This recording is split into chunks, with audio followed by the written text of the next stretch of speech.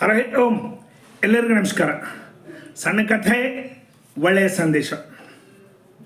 ರಾಮಚರಿತ ಮಾನಸ್ ಜಗತ್ ಪ್ರಖ್ಯಾತವಾದಂಥ ಗ್ರಂಥ.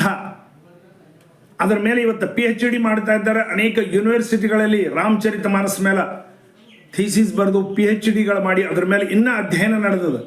ತುಳಸಿದಾಸರು ಇದನ್ನು ಬರೆದವರು, ಮಹಾನ್ ಸಂತರು ಆಗಿ ಹೋದರು ನಮ್ಮ ದೇಶದಲ್ಲಿ. ತುಳಸಿದಾಸರು ಅವರು ಒಂದು ಕಡೆ ಹೇಳ್ತಾರ, ಕವಿತ ವಿವೇಕ ಏಕ ನಹಿ ಮೋರೆ, ಸತ್ಯ ಕಹೂ ಕಾಗಜ ಕೋರೆ, ಕವಿ ನ ಹೂ ನ ವಚನ ಪ್ರವೀಣ ಹೂ, ಸಕಲ ಕಲಾ ವಿದ್ಯಾ ವಿಹೀನ ಹೂ. ನಾನು ಕವಿ ಅಲ್ಲ, ಬಿಳಿ ಕಾಗದ ಮೇಲೆ ಏನೋ ಒಂದು ಸ್ವಲ್ಪ ಬರಿತೀನಿ, ನನಗೆ ಕವಿದ ಜ್ಞಾನ ಏನಿಲ್ಲ, ನಾನು ವಿದ್ಯಾ ವಿಹೀನ ಇದ್ದೀನಿ, ನನಗೇನೂ ಗೊತ್ತಿಲ್ಲ. ನೋಡ್ರಿ ಎಂಥ ಮಹಾನುಭಾವರು ತುಳಸಿದಾಸರು ಆ ರೀತಿ ಹೇಳ್ತಾರೆ. ಇವತ್ತು ಸ್ವಲ್ಪ ಕಲ್ತವರು ಭಯಂಕರ ಅವರು ಪಾಂಡಿತ್ಯ ಪ್ರದರ್ಶನ ಮಾಡ್ತಾರೆ. ನಾವು ಇವ್ರಲಿಂತ ಕಲಿಬೇಕು. ಅದ ಕಡೆ ಕಬೀರ್ ದಾಸರು ಕೂಡ ಹೇಳ್ತಾರೆ, ಪೋಥಿ ಪಡ್ ಪಡ್ಮುವ ಪಂಡಿತ ಭಯೋನ ಕೋಯಿ, ಢಾಯಿ ಅಕ್ಷರ ಪ್ರೇಮ್ ಕಾ ಪಡೆ ಸೊ ಪಂಡಿತ ಹೋಯ್ ಕಬೀರ. ಏ ತಮ್ಮ, ನಿನ್ನ ಗ್ರಂಥಗಳು, ನಿನ್ನ ಜ್ಞಾನ ಏನು ಮಾಡ್ತಿದ್ರಿ? ಯಾವುದೂ ಬೇಕಾಗಿಲ್ಲಪ್ಪ. ಪ್ರೇಮ ಅಂತಕ್ಕಂಥ 2 ಅಕ್ಷರ, ಇದನ್ನು ತಿಳ್ಕೋ ಜೀವನದಲ್ಲಿ ಸಾಕು. ಎಲ್ಲರ ಜೊತೆಗೆ ಆತ್ಮೀಯವಾಗಿರು, ಪ್ರೇಮವಾಗಿರು ಅಂಥೇಳಿ ತುಳಸಿದಾಸರು ಕೂಡ ಒಂದು ಕಡೆ ಅವರು ಕವಿತೆಯಲ್ಲಿ ಹೇಳ್ತಾರೆ. ತುಳಸಿದಾಸರ ಕವಿತೆಗಳು ಬಹಳಷ್ಟು ನಮ್ಮ ಮಕ್ಕಳಿಗೆ ಸಹಿತ ಸಿಕ್ಕರೆ ಎಲ್ಲ ಭಾಷೆಯಲ್ಲಿ ಸಿಗ್ತಾವೆ, ಸಣ್ಣ ಗ್ರಂಥಾಲಯದಲ್ಲಿ ಸಿಗ್ತಾವೆ. ಅದನ್ನು ನೀವು ಅಭ್ಯಾಸ ಮಾಡಿರಿ, ನಿಮ್ಮ ಮಕ್ಕಳಿಗೂ ಆ ತುಳಸಿದಾಸರ ಕಲಿಸ್ರಿ. ಒಮ್ಮೆ ಅವರು ಒಂದು ಕಡೆ ಹೇಳಿದ್ದೇನಪ್ಪ ಅಂತಂದ್ರೆ, ನೀವು ಯಾರದೇ ಮನೆಗೆ ಹೋದ್ರೆ ಅಲ್ಲಿ ಆದರ ಸತ್ಕಾರ ಇಲ್ಲ ಅಂದ್ರೆ ಅಂತಲ್ಲಿ ಹೋಗಬೇಡ್ರಿ ಅಂತ ಹೇಳಿ. ಆವತ್ ಹಿ ಹರ್ಷ ನಾಹಿ ನೈನನ್ ಮೇ ನಹಿ ಸ್ನೇಹ, ತುಳಸಿ ವಾಹನ ಜಾಯಿಯೇ ಕಂಚನ್ ಬರ್ಸೆ ಮೇಘ.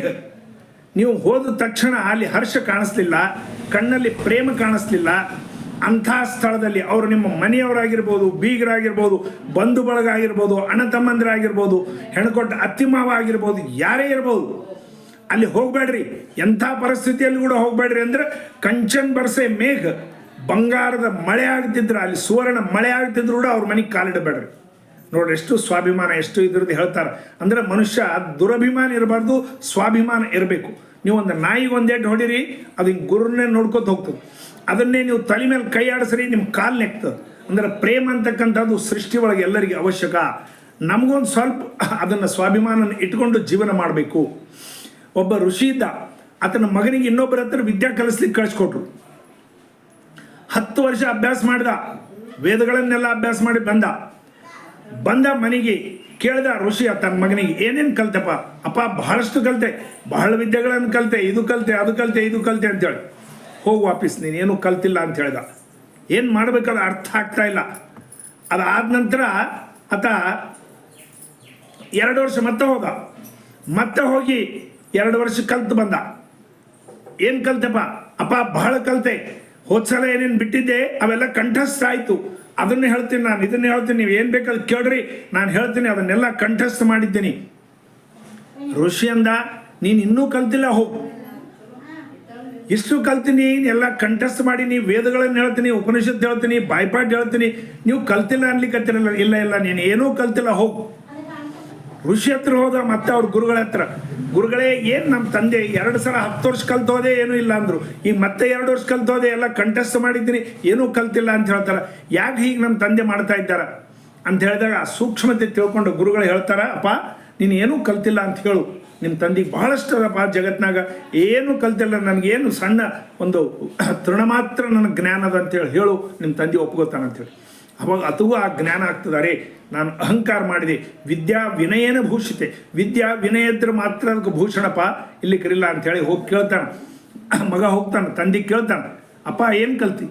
ಏನು ಕಲ್ತಿಲ್ಲಪ್ಪ, ಈ ಜಗತ್ತಿನಲ್ಲಿ ಬ್ರಹ್ಮಾಂಡದಲ್ಲಿ ಬಹಳಷ್ಟು ಅದ, ನಾನು ಭಾಳ ಅಲ್ಪ ಕಲಿತೆ, ಸ್ವಲ್ಪ ತಿಳಿದಿದೆ, ನನಗೇನೂ ತಿಳಿದಿಲ್ಲ. ನನ್ಕಿನ್ನ ಎಷ್ಟೋ ಮಂದಿ ಮಹಾನುಭಾವರಿದ್ದಾರೆ, ಎಂದರೋ ಮಹಾನುಭಾವರು, ಎಂದರೋ ಜ್ಞಾನುಲು ಅಂತ ಹೇಳ್ತಾರೆ ತೆಲುಗುದಾಗ. ಎಷ್ಟೋ ಮಂದಿ ಮಹಾನುಭಾವರಿದ್ದಾರಪ್ಪ, ನನಗೇನೂ ಬರೋದಿಲ್ಲ ಅಂಥೇಳಿ ಅವಾಗ ಹೇಳ್ತಾನೆ. ಅವಾಗ ತಂದೆ ಹೇಳ್ತಾನೆ, ಪರವಾಗಿಲ್ಲ, ಚೆನ್ನಾಗಿ ಕಲ್ತಿದ್ದಿ, ಈಗ ನಿನ್ನಲ್ಲಿ ಜ್ಞಾನ ಬಂದದ, ಕಲ್ತಿದ್ದೆ ಅಂಥೇಳಿ.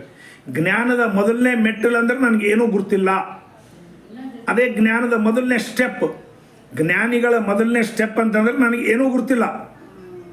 ನನಗೆಲ್ಲ ಗುರ್ತದ, ನಾನು ವೇದ ಪಂಡಿತ ಇದ್ದೀನಿ, ಆ ಪಂಡಿತ ಇದ್ದೀನಿ, ಇಷ್ಟು ಕಲ್ತೀನಿ ಅಷ್ಟು ಕಲ್ತೀನಿ, ತರ್ಕ ಮಾಡಬಲ್ಲೆ, ಶಾಸ್ತ್ರ ಮಾಡಬಲ್ಲೆ, ಶಾಲೆ ಓದಿಸ್ಕೊಂಡು ಬಂದೀನಿ, ಕೈಯಾಗ ಕಡಗಾವ, ಇವು ಯಾವ ಉಪಯೋಗ ಇಲ್ಲ. ಇವು ನರಕ ದ್ವಾರಗಳು. ಕಾರಣ ನಾವು ನಮ್ರತೆ ಎಷ್ಟಿರ್ತೀವೋ ಅಷ್ಟು ನಮ್ಮ ಮರ್ಯಾದೆ ಹೆಚ್ಚಾಗ್ತದೆ. ನಾವು ಎಷ್ಟು ಬಗ್ಗಿರ್ತೀವೋ ಅಷ್ಟು ಮರ್ಯಾದೆ ನಮ್ಗೆ ಹೆಚ್ಚಾಗ್ತದೆ. ಅಬ್ದುಲ್ ಕಲಾಂ ಅವರು ರಿಟೈರ್ಮೆಂಟ್ ಆದಮೇಲೆ ಏನು ಮಾಡ್ತೀರಿ ಅಂತ ಹೇಳಿದಾಗ, ನನಗೆ ಬೂಟ್ ಮೇಲೆ ಸಾಯ್ಬೇಕಂತ ನಂದು ಅಪೇಕ್ಷೆ ಅದ, ನಾನು ವಿದ್ಯಾರ್ಥಿಗಳಿಗೆ ಪಾಠ ಹೇಳ್ತೀನಿ ಅಂತ ಹೇಳ್ತಾರೆ. ಬೂಟ್ ಮೇಲೆ ಸಾಯ್ಬೇಕಂದ್ರೆ ಏನು ಮಲ್ಕೊಂಡಾಗ ಬೂಟ್ ಹಾಕ್ಕೊಂಡಿರ್ಬೇಕೇನಂದ್ರೆ, ಇಲ್ಲ ಕೆಲಸ ಮಾಡ್ತಾ ಮಾಡ್ತಾ ನಾನು ಸಾಯ್ಬೇಕಂತೇಳಿ. ಎಂಥ ನಮ್ರತ. ಅವರು ತ್ರಿಪುರ ಒಳಗೆ ಒಂದು ಕಾಲೇಜ್ನಲ್ಲಿ ಹುಡುಗರಿಗೆ ವಿದ್ಯಾರ್ಥಿಗಳಿಗೆ ಕಲಿಸ್ತಾ ಇದ್ರು. ಪಾಠ ಕಲಿಸ್ತಾ ಕೆಳಗೆ ಕೂತ್ಬಿಟ್ರು, ಪ್ರಾಣ ಹೋಯ್ತು. ಅದಕ್ಕೆ ಮಹಾನುಭಾವರಿಗೆ ಮರಣ ಕೂಡ ಹಾಗೆ ಬರ್ತದೆ. ವಿನಾ ದೈನ್ಯ ಜೀವನಂ ಸುನಾಯಾಸ ಮರಣಂ ಮರಣಾಂತೆ ತವ ಸಾನ್ನಿಧ್ಯಂ ದೇಹಿಮೇ ಪರಮೇಶ್ವರ. ಹೇ ಭಗವಂತ, ವಿನಾ ದೈನ್ಯ ಜೀವನ ಸುನಾಯಾಸ ಮರಣದ ನಂತರ ನಿನ್ನ ಸಾನ್ನಿಧ್ಯ ಅಂತ ಹೇಳಿದ್ರು. ಅಂತಹ ಮಹಾನ್ ಭಾವರಿಗೆ ಅದೇ ರೀತಿ ಮರಣ ಬಂತು. ಮಹಾನ್ ವ್ಯಕ್ತಿಗಳು ಆಗಿ ಹೋಗಿದ್ದಾರೆ. ಅವರು ಎಂದೂ ಅಹಂಕಾರ ಮಾಡಿಲ್ಲ. ಇವತ್ತಿನ ದಿವಸ ಫೇಸ್ಬುಕ್ಗಳಲ್ಲಿ, ವಾಟ್ಸಪ್ಗಳಲ್ಲಿ ಪಂಡಿತರ ಜಗಳ ನೋಡಿಬಿಟ್ರೆ ಭಯಂಕರ ಬೇಜಾರಾಗ್ತದೆ ಮನಸ್ಸಿಗೆ. ಅವ್ರನ್ನ ಏನು ಅನ್ಬೇಕಂತೇಳಿ ಗುರ್ತೇ ಆಗೋದಿಲ್ಲ. ಅವ್ರ ಮುಂದೆ ಹೆಸರೇನು ಬರ್ಕೊಂಡಿರ್ತಾರೆ, ಪಂಡಿತ್ ಅಂಥೇಳಿ. ಅದು ಎದರ ಪಂಡಿತರು, ಏನು ಪಂಡಿತರು ಅರ್ಥನೇ ಆಗ್ತಾ ಇಲ್ಲ. ಪಾಂಡಿತ್ಯ ಅದಲ್ಲ, ಪಾಂಡಿತ್ಯಕ್ಕೆ ಸಂಬಂಧ ಇಲ್ಲ. ನಿಮಗೆ 4 ಗ್ರಂಥಗಳು ಬಂದ ಮಾತ್ರಕ್ಕೆ ನೀವು ವಿದ್ವಾನರಲ್ಲ. ಎಲ್ಲರೂ ತಮ್ಮ ಭಾಷೆಯಲ್ಲಿ ಪಂಡಿತರು. ಯಾವುದೋ ಒಬ್ಬವ ವೇದಗಳಲ್ಲಿ ಪಂಡಿತಿದ್ದಾನೆ, ಒಬ್ಬ ಖುರಾನ್ದಲ್ಲಿ ಪಂಡಿತಿದ್ದಾನೆ. ಖುರಾನ್ ಕೂಡ 33 ಪೇಜು 3000 ಪೇಜ್ಗಳನ್ನು ಬಾಯ್ಪಾಟ್ ಮಾಡಿದ್ದಾನೆ. ನೀನೊಂದು 1000 ಪೇಜ್ ವೇದಗಳನ್ನು ಬಾಯ್ಪಾಟ್ ಮಾಡಿದ್ದಿ. ಬಾಯ್ಪಾಟ್ ಮಾಡಿದ ತಕ್ಷಣ ಗಿಳಿ ಕೂಡ ಪಾಠ ಮಾಡ್ತದೆ. ಟೇಪ್ ರೆಕಾರ್ಡ್ನಲ್ಲಿ ಸಹಿತ ಹಚ್ಚಿದ್ರೆ ಎಲ್ಲ ಮಂತ್ರಗಳು ಹೇಳ್ತಾರೆ. ಅಲ್ಲಪ್ಪ, ಮನುಷ್ಯನಾಗು, ಓದಿ ಬ್ರಾಹ್ಮಣನಾಗು,